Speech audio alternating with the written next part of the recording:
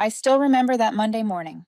Seattle was covered in a thin mist of rain, and a dull white light reflected off the glass facade of Horizon Dynamics.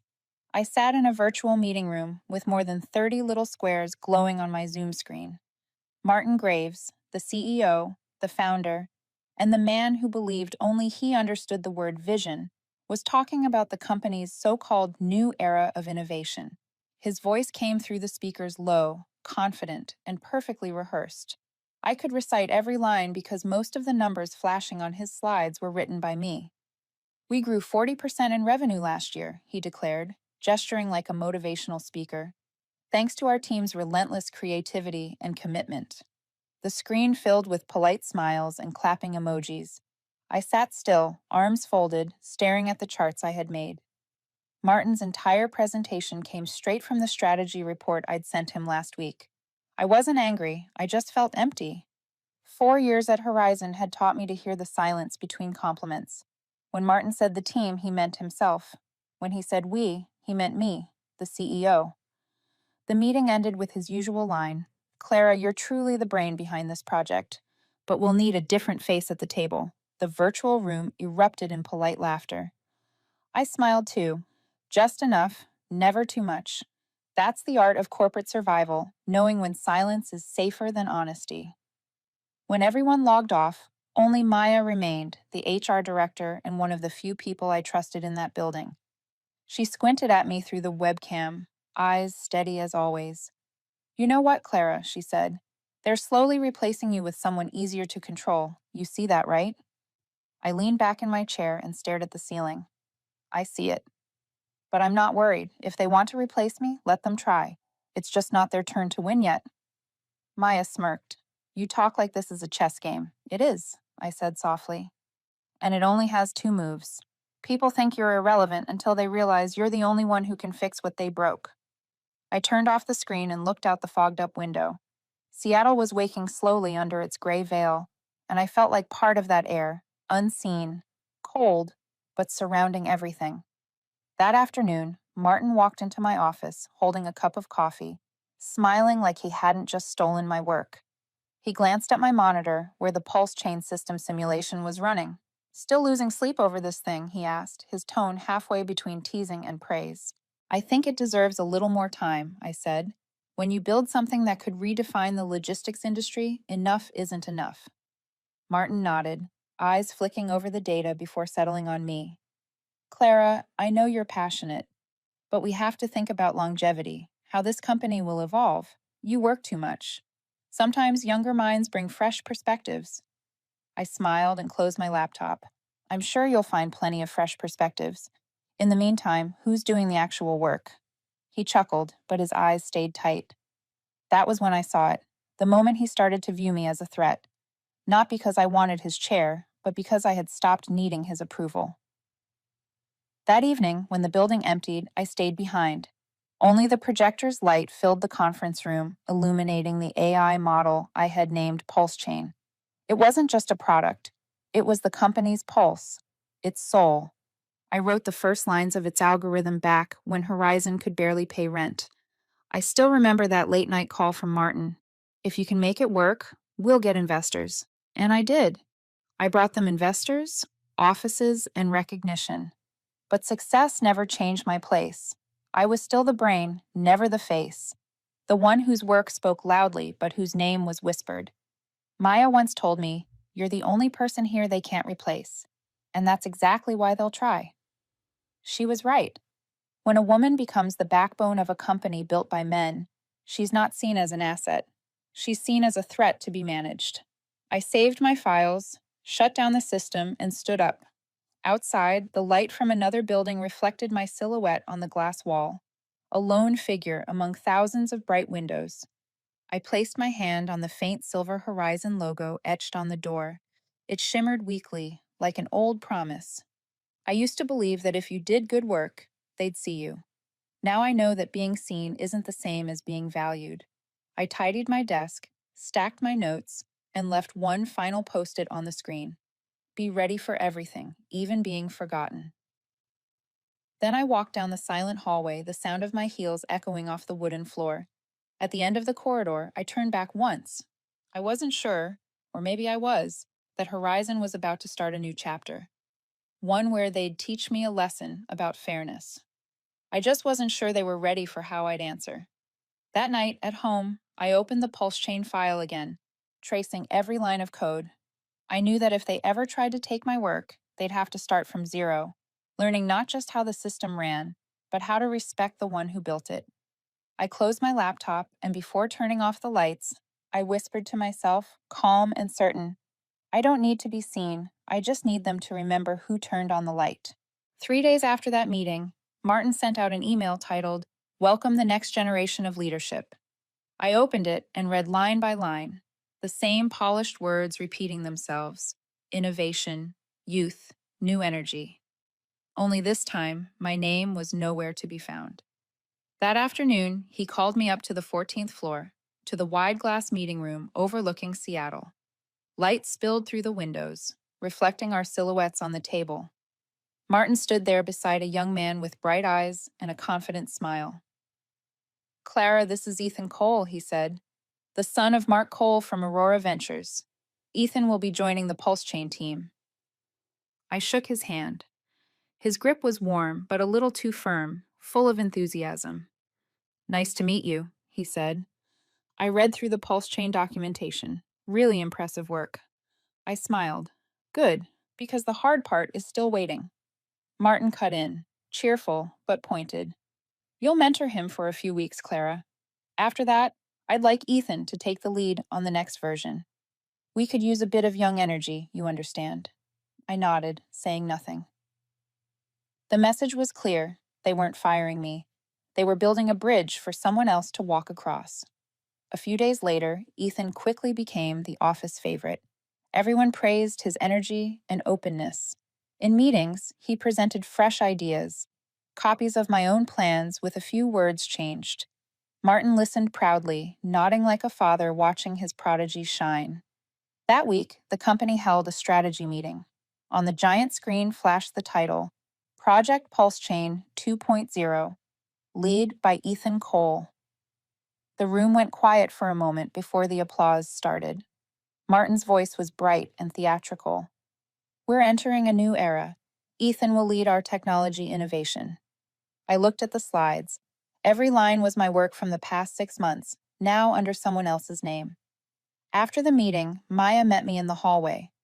They just handed your project to an intern, she said. I know, I replied softly. They think I'll stay and teach him how to do it.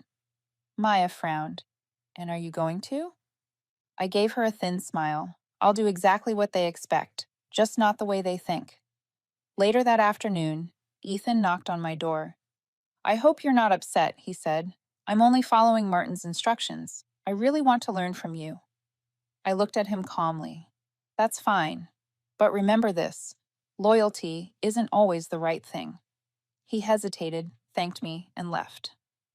That night, I stayed late again. The office darkened as the hallway lights turned off one by one. I opened the Pulse Chain 2.0 file, the same plan I had written, now bearing someone else's name. I scrolled to the bottom, saw the line, prepared by C. Jensen, and deleted it. Then I saved a new copy and closed my laptop. On the desk, my ceramic mug caught the dim screen glow. The words carved into it read, She built what they brag about. I lifted it and smiled. A joke, but also the truth. That night at home, I poured a glass of wine and opened my laptop again. I reread my employment contract and the Pulse Chain intellectual property documents. In Clause 9.2, one small line stood out. Intellectual property remains with the original creator during the independent research phase before contract execution. I was the one who built the platform before Horizon ever signed funding. That meant they had usage rights, but not ownership. I scrolled to the customer license list. Every authorization was issued under the name C. Jensen. Each one was a wall I had unknowingly built to protect myself. If I left, they wouldn't be able to operate the system without my reauthorization. I printed all the documents, sealed them neatly in an envelope, and placed them in my drawer. On the lid, I stuck a small note. Open only when you need proof I was here. The next morning, I arrived earlier than usual. The city was still wrapped in fog, soft sunlight touching the glass walls. I brewed a cup of coffee and sat at my desk, surrounded by sticky notes, numbers, diagrams, lines of code, the world I had lived in for 4 years. A thought crossed my mind. Maybe it's time to stop saving things that don't deserve saving. That afternoon, Martin dropped by with Ethan. "We're announcing Pulse Chain 2.0 on Monday," he said excitedly. "Prepare the client data summary for Ethan, will you? He'll need it for the presentation." I nodded and jotted down his words. Martin patted my shoulder. "You're the backbone of this company, Clara. I know I can count on you. This is a great opportunity." I smiled faintly. For the company, maybe. For me, I already have mine. He didn't ask what I meant. He just smiled and left. I watched his reflection disappear down the hallway, his shadow stretching across the polished floor. What I felt wasn't anger. It was calm, almost peaceful. Like everything had already been decided. That evening, I opened a new document titled Resignation. I typed slowly. I, Clara Jensen, hereby resign. Effective 2 weeks from today. One sentence. No explanations, no apologies. I read it once more, then saved it in a private folder. When I shut down the computer, I looked around the office, dim light, empty chairs, papers neatly stacked. I was about to walk out of the place that had held me captive for 4 years. I wasn't afraid. I just felt light, as if I had finally set down a stone I once mistook for duty. I left the building as the rain began to fall. I didn't use an umbrella. Cold wind slipped through my hair, raindrops soaked into my coat, and I felt alive. One thought echoed in my head, sharp and unyielding. If they want innovation, then I'll show them what starting over really looks like. I submitted my resignation on Monday morning. The same day, Horizon announced Project Pulse Chain 2.0. I sent it straight to the legal department. No forwarding to Martin, no carbon copies to anyone else. When I pressed send, it felt like releasing a breath I'd been holding for years. Not because I wanted to leave, but because I was finally ready for them to understand the cost of losing something valuable. That day, the office buzzed with energy, laughter in the hallways, the echo of heels, keyboards clattering in rhythm. Everything revolved around Ethan, the star of the announcement. I watched him pass by, crisp suit, perfect tie, that eager face. Someone joked, "Clara must be proud," and he laughed, not realizing I was standing right behind him. I wasn't proud, and I wasn't sad either. I just saw it for what it was, the law of motion. When people stare too hard at the future, they forget who built the foundation beneath it. I packed my desk quietly, folding papers into boxes, slipping personal things into my bag. The ceramic mug that said, "She built what they brag about," came with me. I wasn't leaving in anger. I wanted to leave in silence, the kind that grows louder once they realize what went missing. That afternoon, Maya walked in and saw me packing. "You're really doing it?" she asked, her voice low but unsteady. I nodded. "I don't want to stay just to teach someone how to dismantle my work." She sat down, thoughtful. "I get it, but you're stepping into a game Martin never loses." I smiled faintly. "That's fine. I've never lost either." When she left, I stayed in the quiet. The office glowed with late afternoon light pouring through the glass. I opened my laptop and reviewed every document tied to Pulse Chain. That system wasn't just a product. It was thousands of sleepless hours, lines of code, and algorithms I had written long before Horizon ever funded me. They came in only after I'd built the core, and in the contract, I had kept ownership of the original intellectual property, something Martin never bothered to notice. I scrolled to the appendix and reread Clause 9.2, the one I'd insisted the lawyer include. The original author retains control over the software license and may revoke authorization if no longer employed by the company. When Martin signed it, he barely skimmed the page. "If you think it's necessary," he said. Back then, I was just being cautious. Now that caution had become my armor. I opened the system folder and checked the client license registry. Every entry listed my name as authorized liaison. If I left, all license renewals would require new approval, which meant that without my confirmation, Pulse Chain would stop operating in 30 days. I didn't want to harm anyone. I just didn't want them to take what they didn't understand. I stared at the screen for a long while. There was sadness, yes, but also peace. I wasn't out to destroy Horizon. I only wanted them to live with their choices. If they believed innovation came from youth, then they could manage it on their own. That night, I carried an envelope to my private attorney's office. Inside were the contracts, the license records, and a copy of the software copyright. He flipped through the papers, frowning. "Are you sure you want full control?" I nodded. "I don't plan to use it for revenge, but if they try to erase me from history, I want proof I existed." Back home, I opened the pulse chain system one last time. Lines of code ran across the screen, whispering a language only I understood. I added a small verification line. Nothing illegal, just a trigger that required license confirmation when the system's administrator changed. No one could accuse me of breaking the law. The clause itself was part of the contract. I saved the file and leaned back. A part of me ached. I never wanted my creation to become a weapon, but sometimes the blade has to touch skin before people notice who's holding it. The next morning, Martin sent a company-wide email celebrating a new beginning. He didn't mention my name, not even a thank you. I smiled. He'd never understood that real power doesn't come from titles. It comes from knowing whether a system runs or stops.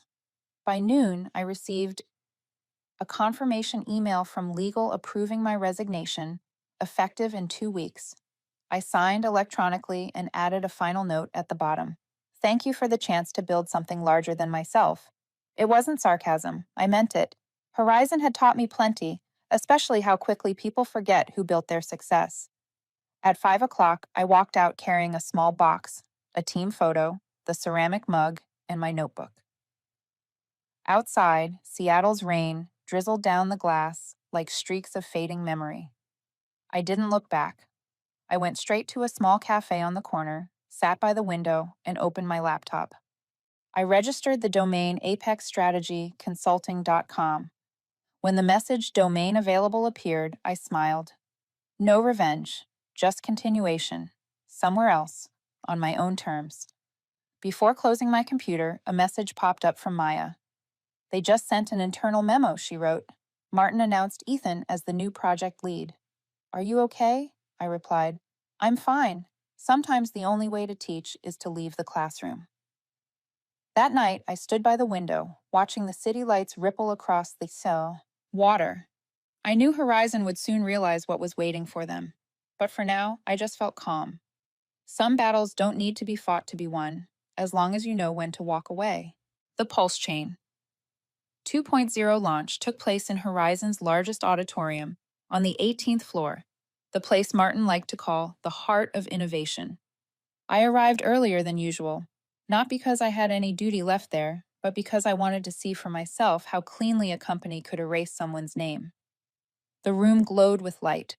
The Horizon logo stretched across the entire back wall, LED panels reflecting off rows of restless employees. Ethan stood beside Martin on stage, adjusting his microphone, brown hair neat, smile confident, as if he'd been born for this moment. I sat in the third row, surrounded by people who used to work under me. A few nodded politely, but their eyes avoided mine. Maybe they thought I shouldn't have shown up. Martin began his speech with that calm, practiced voice. He talked about vision, about growth, about Horizon as not just a company, but a community of innovation where young ideas would shape the future. I felt nothing. Each word fell on my ears like a copy of a copy, except this time, every line was designed to write me out of the story. Then the slide appeared. Project Pulse Chain 2.0, Strategic Innovation Lead, Ethan Cole. Below it, charts, plans, and data I had once spent nights perfecting. Ethan began his presentation, stumbling over a few technical points, but Martin stood beside him, filling the gaps with smooth ease until the room broke into uneven applause. Slide 12, Market Analysis. Every number, color, and phrasing was mine. I remembered each margin note, every punctuation mark, but I didn't feel anger. Only a strange kind of stillness. So this is what it feels like, I thought, to watch yourself being replaced and stay calm enough to keep breathing. When the presentation ended, Martin scanned the crowd. his gaze landing exactly where I sat. "We need new thinking, not just old experience," he said, half to the audience, half to me. The room went quiet, then someone started clapping, and the rest followed. I clapped too. 3 quiet beats, just enough to blend in. When it was over, I slipped out while the others were still crowding around Ethan for photos. Martin's voice called after me. "Clara, wait a moment." I turned as he approached, smiling in that familiar, polished way. "What did you think?" he asked. "The kid's got potential, doesn't he?" I met his eyes. "He does," I said. "The potential to make mistakes without understanding why." Martin's smile tightened.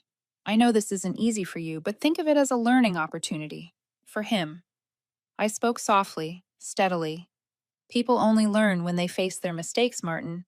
If someone keeps clearing the path for them, they'll never grow up." I left without looking back. In the lobby, Ethan was waiting. He walked over, hesitant. "I just wanted to say thank you," he said. "I know how much you've done for this project. I was only following orders." I smiled faintly. "I know. I used to be like you, thinking I was helping the company, when really I was helping others forget who built it." He stayed quiet. I placed a hand on his shoulder. "Don't worry, you'll learn that lesson soon enough." Back in my office, I checked my inbox. Amid hundreds of internal congratulations, one email from legal caught my eye. Confirmation. Your resignation takes effect in 12 days. I read it several times, then nodded. Everything was now official. I began sorting documents, archiving what the team would need, and deleting my personal files. I wasn't trying to make things difficult. I just wanted to leave cleanly. As I packed, Maya walked in and shut the door. "I watched the live stream," she said, and almost threw up. I laughed. "Don't. It's not worth it. I want them to think I'm defeated." Sometimes silence hits harder than any retaliation. She studied me, torn between worry and admiration. "Do you have a plan?" "I do," I said. "I'll let them discover the gap they thought didn't exist." "Martin isn't stupid," she warned. "He'll try to keep control." I tilted my head. He can keep control. I'm just withdrawing the right that lets his system run. By evening, I had printed the copyright agreements and intellectual property certificates, sealed them in an envelope, and placed it on my desk. Seeing my name at the bottom, Clara Jensen, owner, didn't make me proud. It simply reminded me that I hadn't imagined my worth. Before leaving for the last time, I sent one final email to the technical team. "I'll be leaving Horizon at the end of the month. Please keep Pulse Chain stable. If needed, contact me for license confirmation. Regards, Clara." I didn't add anything else.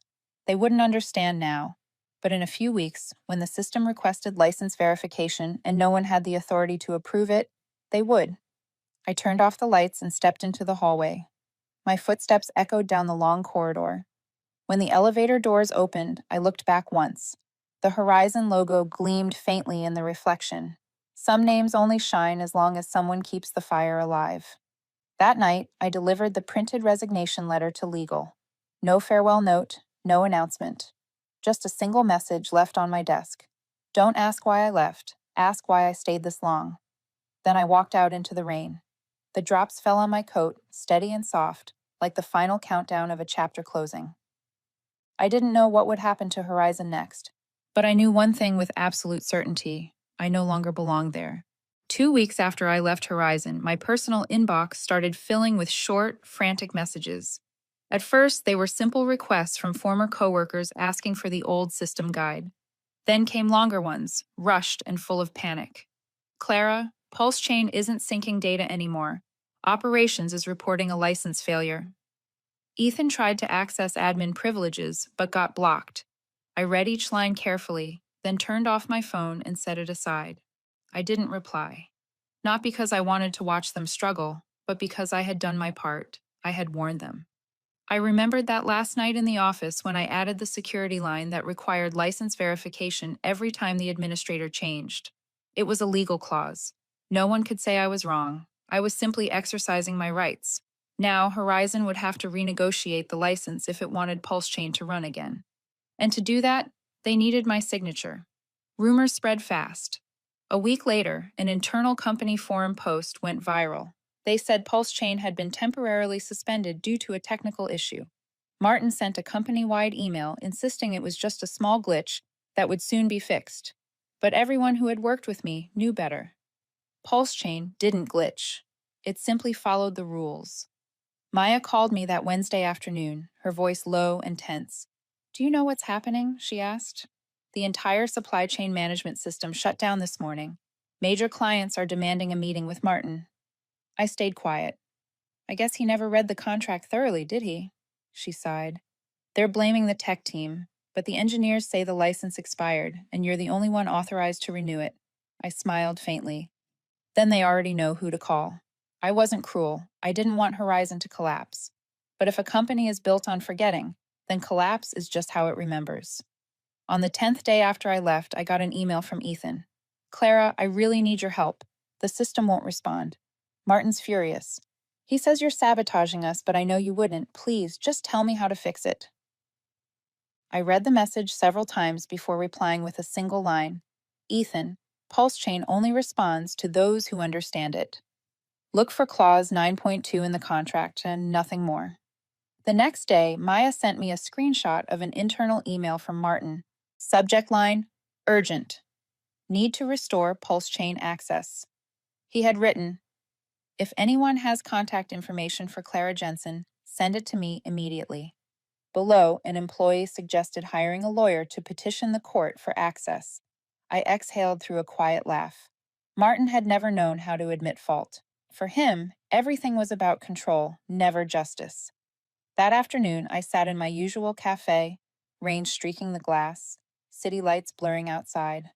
I opened my laptop to Pulse Chain's main console, the same system Horizon could no longer touch.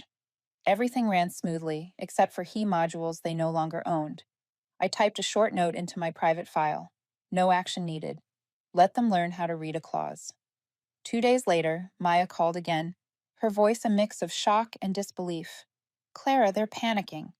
Major clients like FreightNet and SwiftHaul just suspended contracts, citing loss of legal administrator." I nodded, even though she couldn't see me. "What's Martin saying? He's furious. Slammed his desk, yelled at everyone, but I think he's starting to realize he's in trouble." The following day, I received another email, this one from an unfamiliar address, legal@horizoндynamics.com. It read, "We request your cooperation in restoring the Pulse Chain license to prevent corporate losses. If not, we will pursue legal action." It was signed by Horizon's chief counsel, the same man who once called me frighteningly thorough. When I finalized the Pulse Chain agreement, I replied with one sentence: "Any legal action will only prove that I followed the law." That evening, Ethan called. I wasn't going to answer, but I did. He appeared on screen, sitting in his office, eyes tired, face tight. "They're losing control, Clara," he said. "Martin blames me, says I broke the system, but I only followed your setup." I looked at him calmly. "Ethan, don't blame yourself. You were just the mask they chose. When everything falls apart, someone always has to take the blame. But you can help, right?" I shook my head. "Not anymore." When the call ended, I sat still for a long time. I didn't feel joy or satisfaction, only an emptiness, the kind that comes from watching a house you built start to crack. 3 days later, the story went public. A tech news outlet published a short piece. Horizon Dynamics Pulse Chain Logistics Platform temporarily halted due to legal dispute over ownership rights. I stared at the headline and took a slow sip of coffee. They didn't mention my name, but everyone in the industry knew who was behind the silence in those words. That afternoon, Maya sent one last message. Ethan just tried to reboot the system. It locked him out. Martin lost his temper. The room went dead quiet. I replied, "They'll find a way to unlock it eventually. But not with a password, with a lesson." As night fell, I stood by the window, rain still pouring against the glass. I didn't feel like I'd taken revenge. I'd simply let justice run its own course, just like Pulse Chain itself, precise, fair, and impartial. And in that moment, I realized something. Sometimes the sharpest weapon isn't anger. It's the strength to walk away and let them face the void they created. About 2 weeks after Pulse Chain went offline, Horizon officially filed a lawsuit against me. accusing me of misappropriating intellectual property and causing financial harm to the company. When Maya texted me the news, I just stared at the screen for a moment, then smiled. Everything was happening exactly as I had predicted. Martin Graves couldn't stand losing control, and suing me was his last attempt to save face. On a rainy morning, I sat in my small office at Apex Strategy. It wasn't fancy, just a desk, a laptop, and the little plant I'd kept since the day I left Horizon. On the screen, an email from the court appeared, requesting the defendant's attendance at a preliminary hearing on the 15th. I clicked it open and read carefully. There was nothing to fear. I knew that contract better than anyone at Horizon. They were attacking the one place I had built the strongest. That evening, Maya came by. Her hair was wet from the rain, her face tense. "Clara, they're serious," she said. "Martin's telling everyone you sabotaged the company. They hired one of the top law firms in Seattle. If the court freezes Apex's account, you could lose everything." I handed her a cup of tea. "I know," I said, "and they will do it." Her eyes widened. "You sound like you don't care." I smiled softly. "It's not that I don't care. It's what I planned for this. Sometimes, to prove the truth, you have to let them walk the full length of the wrong road." 3 days later, the story leaked. Business Tech ran a headline that read, "Former Horizon Dynamics executive accused of intellectual property theft." Beneath it was a photo of me taken at a conference last year, light falling across half my face. They chose the one that made me look cold, detached. I didn't respond. In the world of media, silence often speaks louder than defense. The day of the hearing, Martin arrived in a gray suit, confident as if victory were guaranteed. Ethan sat in the back row, head bowed, avoiding my gaze. When the judge asked Horizon's counsel to begin, their attorney stood and spoke firmly. "Your Honor, the defendant intentionally inserted restrictive clauses that caused the pulse chain system to halt, resulting in damages estimated at $8.7 million.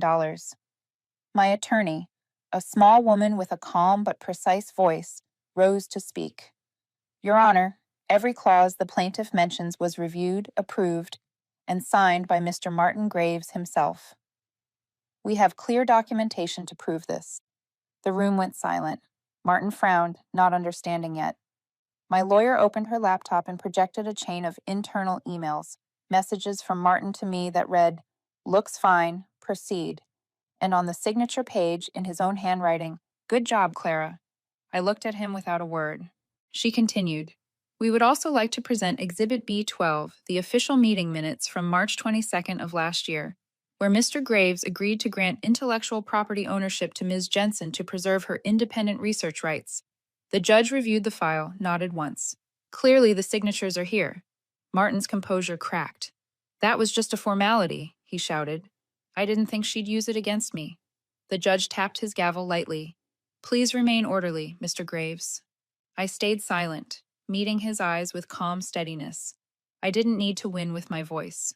I only needed the law to finish the rest. After the hearing, reporters waited outside. One of them asked, "Do you have any comment on the accusation that you intentionally caused Horizon's downfall?" I replied evenly, "I didn't cause anything to fall. I simply took back the part they once decided didn't matter." A week later, the court issued its preliminary ruling, dismissing Horizon's claim and ordering them to accept legal responsibility for using intellectual property they did not own. Apex Strategies accounts were unfrozen that same day.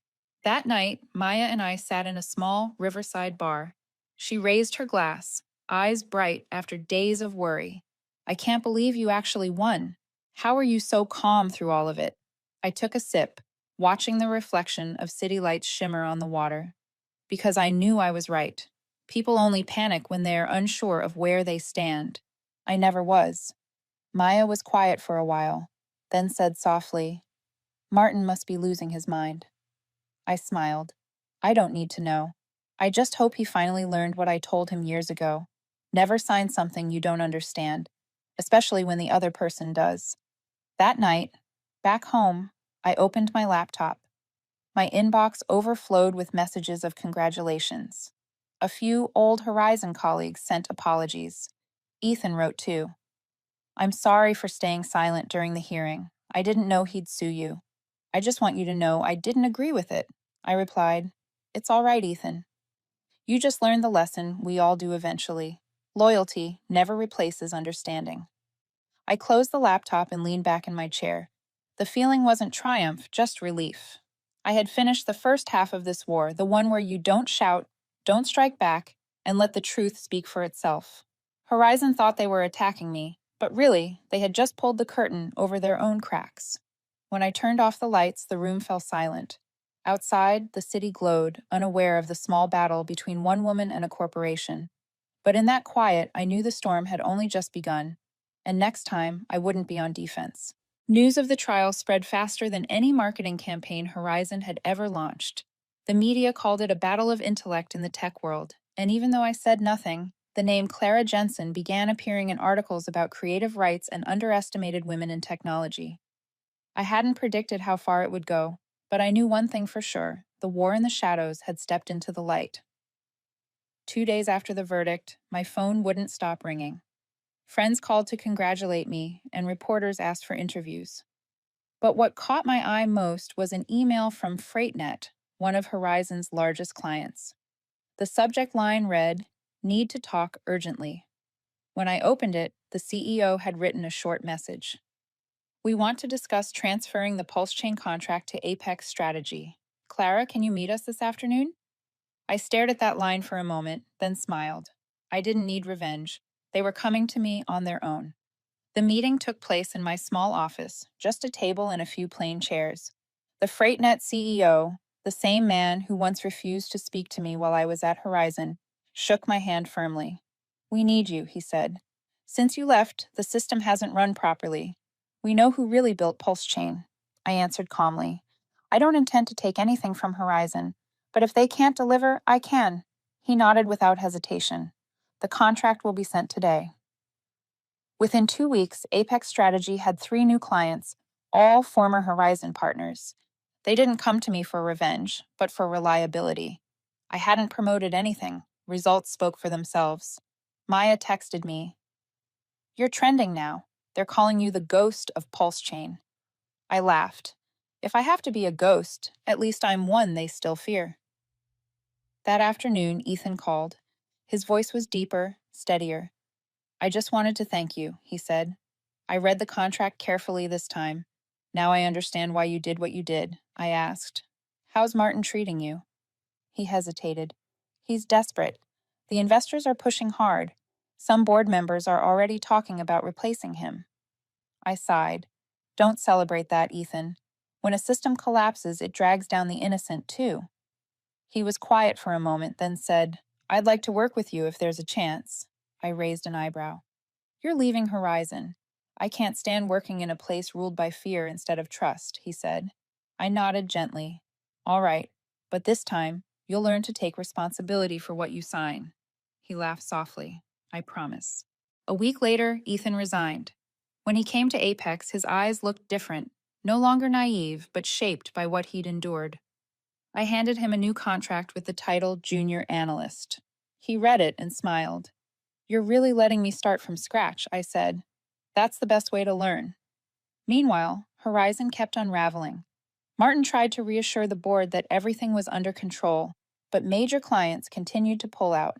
One analyst wrote, "When the creator leaves, you can keep the source code, but not the mindset behind it." I read that line and thought, that's more accurate than any defense I could ever give. Late one night, Maya texted, "Martin's under board investigation for mismanagement. Word is he's about to be suspended." I replied, not surprised. Then she added, "Ethan is working out all right." I smiled.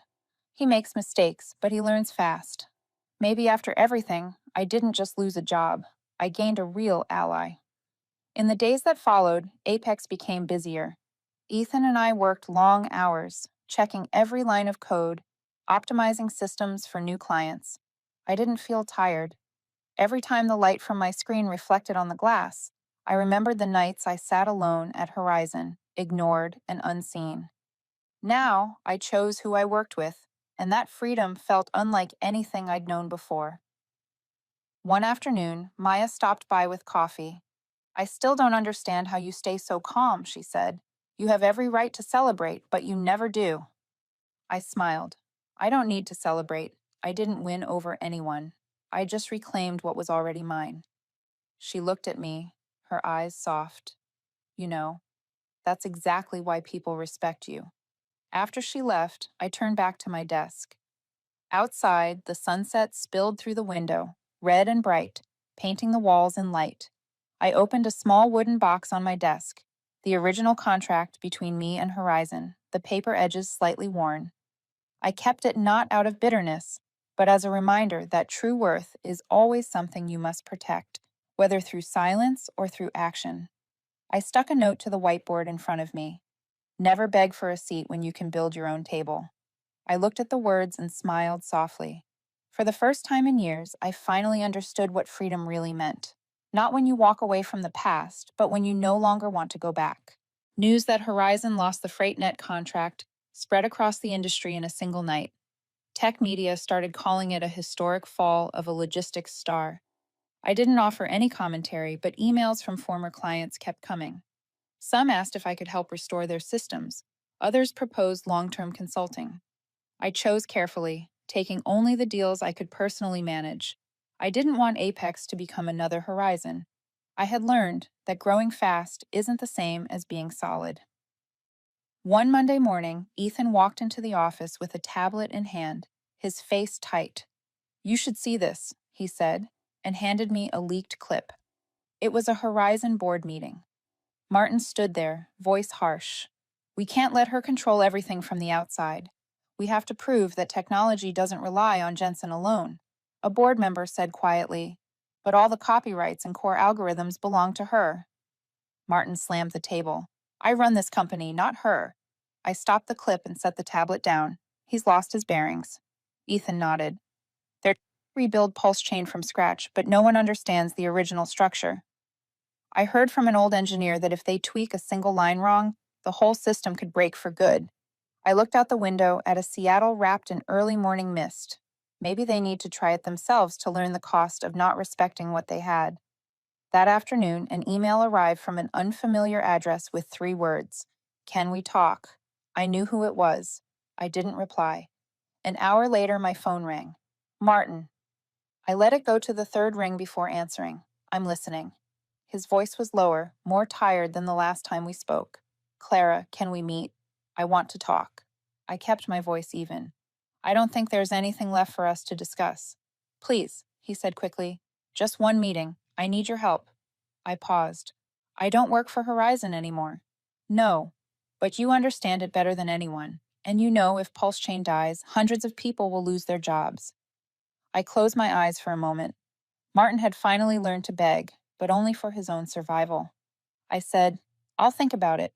I barely slept that night. I thought about my 3 years at Horizon, the endless meetings, the nights coding alone, the way Martin erased my work with a half joke and a smirk. I left to be free, but freedom sometimes means facing old wounds head on. The next morning, I agreed to meet him. We chose a cafe near South Lake Union, where I had first sketched out Pulse Chain. When I arrived, Martin was already there. He looked older, gray at the edges, with dark circles under his eyes. He stood, tried to smile, and failed. "Thank you for coming," he said. I nodded. "I don't have much time. Say what you need to say." Martin stared into his coffee, hesitating. "I know I was wrong. I thought I could control everything, but you proved otherwise. Pulse Chain is collapsing. We've lost almost all our major contracts. I need you to come back, at least temporarily, to bring the system back. I'll sign whatever terms you want." I watched him for a long moment. "And when I'm done, what then? Wipe my name off the reports again." He shook his head quickly. "No, this time will be different. I promise." I smiled, tired more than amused. "You used to say innovation comes from youth, remember? Now you're asking the person you called too old to save what you lost." He bowed his head and said nothing. I exhaled. "Martin, I'll help, but not for you. For the people at Horizon who don't deserve to sink with you." I proposed a short consulting agreement with clear terms. I would support the technology only, with no role in internal operations. He agreed immediately, barely skimming the pages. When we finished signing, I said, "I'll assign someone to work on site. I'm not coming back to that office." He nodded, gratitude and exhaustion mixing in his eyes. 3 days later, I sent Ethan to Horizon. He looked startled. You trust me that much? I smiled. It's not trust, it's a lesson. You need to see the price of arrogance with your own eyes. He worked 3 straight days there, then returned with shadows under his eyes. They're a mess, Clara. No one understands how the system actually runs. Martin's trying to hide from the board that he hired you as a consultant, but I think they'll find out soon. I said only, they always know. They just pretend not to. By the weekend, the first report arrived. Pulse chain was partially restored, and major clients had begun to return. Martin sent a thank you note with one more line. You've always been the irreplaceable part. I didn't reply. I didn't need to hear it anymore. The next day, Maya came by with a tech magazine that had my photo on the cover. The headline read, The Woman Who Made the System Rewrite Its Own Rules. She grinned. You've become a symbol. I shook my head. No, I just had the luck to see the game's true face earlier than most. After she left, I looked out the window as spring light stretched across the rain-damp street. I thought about Horizon, about Martin, about the people still trying to save the company, and I realized I wasn't angry anymore. Anger had kept me moving. Forgiveness was what finally made me feel light. I opened my laptop and typed a short email to Martin. The project is stable. I'm ending my advisory role here. I wish you and your team success. When I hit send, it felt like setting down an old weight. Maybe, sometimes, winning doesn't require proving who's right or wrong. It just takes the courage to walk away a second time, and this time, for good. 3 months after I ended my advisory role, Horizon officially announced a restructuring. Martin Graves stepped down as CEO for personal reasons, but everyone in the industry knew he'd been forced out. A younger face took his place, someone who had once served as a strategy consultant for Horizon's main investor. The press release was barely 200 words, but it marked the end of an era. I read the news on a Monday morning while sitting by the window in my Apex office. The early light cut through the glass and spilled across my laptop screen, where another headline glowed. FreightNet signs 3-year expansion deal with Apex Strategy. I didn't smile. I just felt calm. Life rarely gives you both justice and opportunity at the same time, but if you wait long enough, it finds its own balance. Ethan walked in and placed a cup of coffee on my desk. They just made it official, he said. Martin's out. Half the board has changed too. I nodded. Good for them. Maybe now they'll learn to listen. He looked at me, half curious, half admiring. Aren't you happy? They hurt you once. I shook my head. If I still find joy in their fall, it means I'm still trapped in their past, and I'm done being bound by that. He smiled quietly. I think I get it. Sometimes winning isn't about making someone else lose. It's realizing you don't need to win anymore. I looked at him and nodded. Exactly. That day, Apex was busier than ever. We'd just signed 2 new clients, both former Horizon partners. Maya handled finance, and Ethan oversaw operations. Watching them work, I realized I had unintentionally built another version of Horizon, but this one belonged to people who respected each other.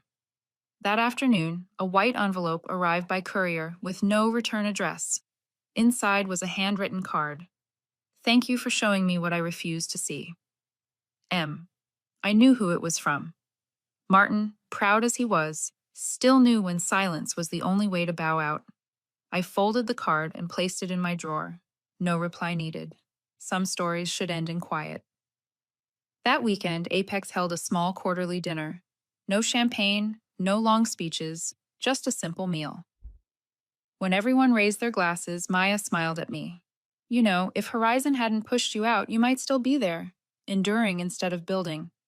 I laughed softly. I know. Sometimes losing isn't failure. It's the reminder that you were in the wrong place. Laughter filled the room. I sat for a while, watching them. Young faces, bright eyes, fearless. They didn't know everything I had gone through, but they were living inside a workplace born from those lessons. After dinner, I walked along Lake Union. The city lights shimmered on the water. I thought of the first day I entered Horizon, believing hard work alone would earn respect. I was wrong, but I needed that mistake. Without it, I'd never have learned the worth of building my own road. My phone buzzed. Ethan. Hey, Tomorrow's meeting with the new client. Do you want me to lead the presentation? I smiled. Are you confident? I think so. Then do it. It's time you stood where I once stood. He laughed. I won't make your mistakes. Good, I said. But if you do, remember, sometimes the right mistake is worth more than the wrong success. I hung up and looked up at the Seattle sky, a few stars scattered but clear. Maybe everyone needs time to realize that revenge isn't the ending. It's just the beginning of a different version of yourself, one that no longer needs anyone's approval to feel whole. A few months later, I received an invitation to speak at a conference on creative rights and women in tech leadership. I hadn't planned to accept, but Maya said, "You should. Some stories need to be told, not to brag, but to remind others they're not alone." I agreed. At the conference, I said, "People often say I won because I was clever, but really, I just dared to walk away. If I learned anything, it's that to protect your worth, sometimes you have to let go of everything you once thought defined it." The room was silent for a moment. Then the applause came, steady, not loud, like the rhythm of genuine understanding. That night, back in my office under dim light, I opened an old folder, the pulse chain plans from years ago. I didn't feel anger or regret, just gratitude. Because without Horizon, without Martin, without those years of being overlooked, I wouldn't have become who I am. I shut the laptop and looked out at the city. Across the lake, Horizon's tower was still lit, but that light no longer stung. I smiled faintly and whispered, "Good luck, Martin. Thank you for teaching me how to stand on my own." Then I turned back to my desk and wrote the final line in my new project journal. Tomorrow, the Apollo trial phase begins. Don't forget why it started. I set the pen down and exhaled softly. Outside, the Seattle wind carried a chill through the open window. But inside, I felt warm, as if, at last, everything had settled exactly where it was meant to be.